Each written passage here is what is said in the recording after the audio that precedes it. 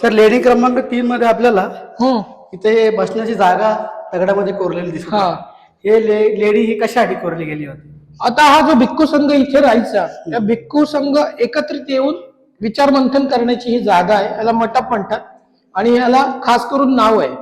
तुम्ही जर हे नाव समजून घ्यायचं असेल तुम्हाला तर डॉक्टर एस नागाराजू सर यांच्या पुस्तकामध्ये याचा उल्लेख सापडतो. याला आसन पेडिका म्हणतात. हा जो ओटा आहे हा बसण्यासाठीच आहे. भिक्खू संघ इथे बसायचा, याला आसन पेडिका असं नाव आहे.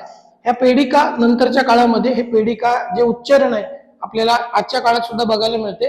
आपण आजही सोन्याच्या पेढीवरती जाणं म्हणतो. तर ते कुठून घेतले गेले ते इथून घेतले गेले. ही देण भिक्खू संघाची आहे. बौद्ध स्थापत्य कलेमध्ये याला आसन पेडिका म्हणतात. तर ते बसण्यासाठीच होतं आणि इथे जेव्हा एकत्रित भिक्खू संघ यायसाठीची ही मोठी वास्तू आहे. इथे सगळे भिक्खू संघ यायचे आणि ते इथे बसायचे. महास्थवीर असतील ते इथे बसत असतील. स्थवीर किंवा पुढे होणारे जे भिक्खू संघ आहेत किंवा उपासक वर्ग आहे तो इथे बसत असेल. उपदेश करण्यासाठी ते इथे बसत असतील. अशी ती मोठी वास्तू आहे. त्याच्यामुळे इथे दरवाजा देखील तो मोठा आहे.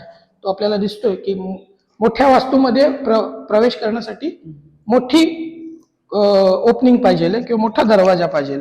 तर हा हॉल सारखा वापर त्याचा करत होते. तर ही राहण्यासाठीचं ठिकाण नव्हतं, तर एकत्रित येण्यासाठीचं जे ठिकाण आहे ते हे आहे.